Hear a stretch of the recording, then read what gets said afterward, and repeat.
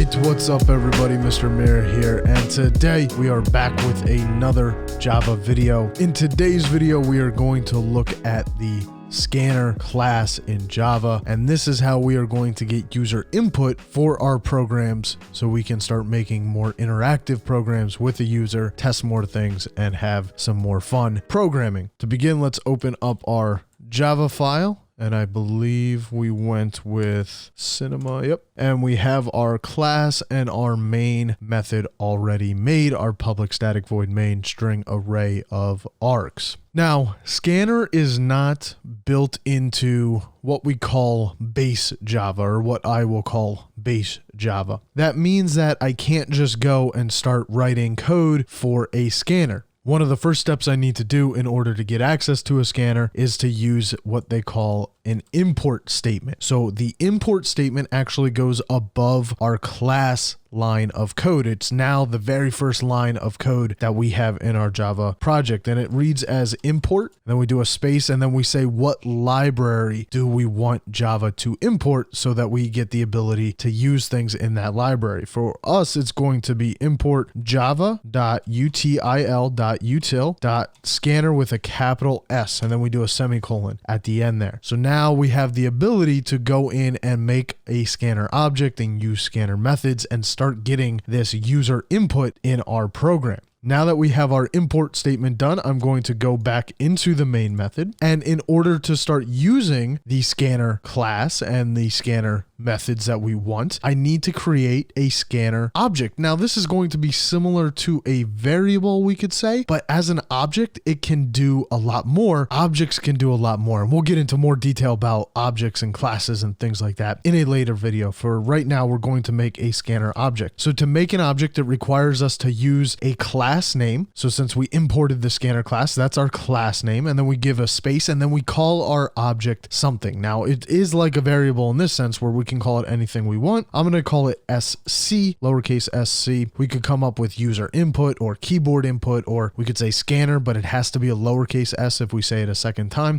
Could call it scan. There's a lot of options here to make it somewhat relevant. I'm going to call it SC. Then we do our assignment operator. And now we need to say, what does this object equal? Now it's not just a value we put in. We don't put in like 15, or we don't put in like the word wow or anything like that. For making objects, we use the keyword new, turns purple keyword, can't use new in any other context. And then we repeat the class name. We say new scanner. And now we have to give constructor arguments for our scanner class. Now, in these parentheses, we actually type in system.in. This means that our scanner object is going to be reading keyboard input. There's other things that we could put in here, but for now, we only care about keyboard input. So we're going to put keyboard input done with system.in. Now that we have our object made, we can start taking user input. And one of the first things that I want to take is I want to take a number from the user. So I'm going to say int number. And I'm going to say, now, in order to get user input, I need to use this scanner object. So I need to say sc dot, and I need to call a method that allows me to capture this user input. Now, to capture a whole number, because I'm an int data type, I need to say next int with a capital I,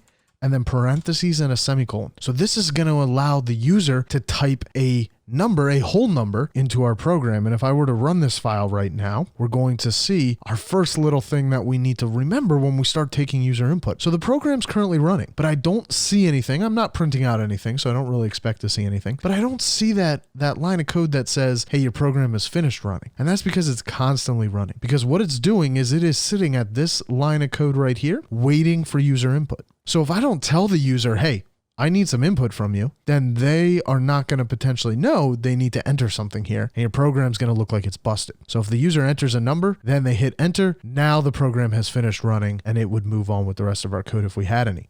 So one of my recommendations is when working with scanner, ask the user a question to indicate that you want some user input. So we're going to do system.out.println, and I'm going to say enter a random number. We'll just say something like that. So now the user knows I'm expected to enter some kind of random number. So next int allows us to have int numbers stored, whole numbers only entered. If this was a double data type, my method actually would be next double. So next double for doubles and next int for ints. And float has next float, but we're only going to focus on int and double. The other thing that we can start doing with keyboard input is start taking in like words and phrases from the user.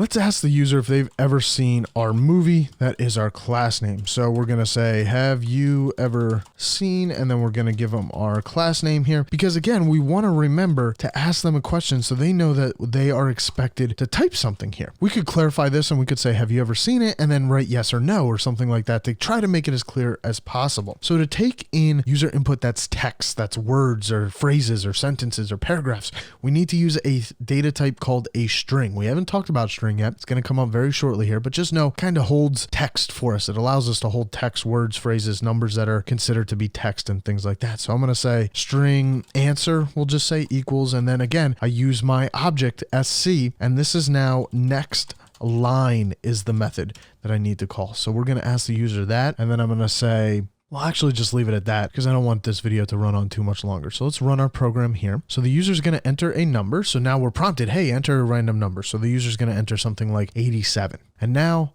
I didn't get to enter, have I seen the movie or not? So it just kind of ended. And I want to end the video here by talking about this. Whenever we use a next int or next double or next float method from the scanner class, what happens is entering this number, and I highlight the correct one or clarify the correct one. I then hit the enter key. Hitting the enter key puts a new line character into the buffer, we'll call it, the system buffer that's reading an input. And a new line character kind of looks like this. It's like /n. So hitting the enter key puts this /n into the buffer, just kind of hanging out there chilling in buffer land, we'll say. So then I ask the user this question, and then I run this method, next line. Well, next line goes and it reads the buffer.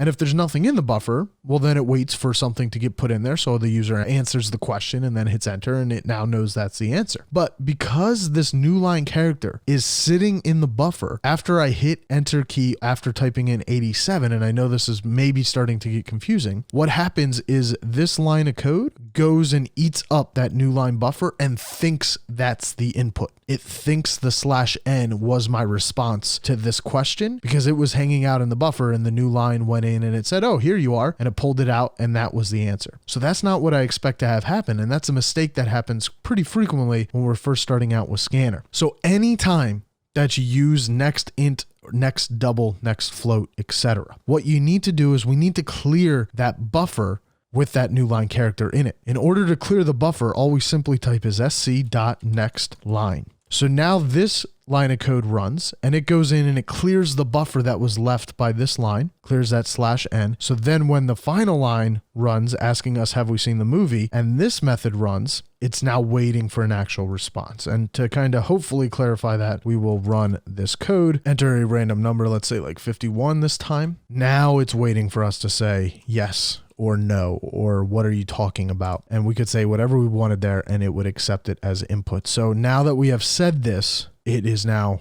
ready to end the program. And we were allowed to answer this question this time. I want to clarify again, clear it up. We were allowed to answer the question this time because we added this line of code, which cleared the buffer with the new line character in it that was left from this line of code. So whenever you use next int, next double, etc., having these two lines kind of become necessary. If all you're taking in is numbers, then yeah, you probably don't need to ever clear the buffer. But if you're ever taking in a string, you need to make sure you clear the buffer after using next int and stuff like that. So it's a good practice, good habit to get into. Whenever you use next int, clear the buffer just to kind of get used to it as we're learning here. And there we have it, a quick video, quick-ish, I guess we could say, maybe not, on using Scanner and how we can start using the Scanner class to get user input into our programs, make our programs more complex or more exciting, we could say, and move on from there. Next time, we're going to look at some math operations. Maybe that might be the next video, look at some basic math operations and what happens when we deal with math operations in Java. But until then, everybody, have a week.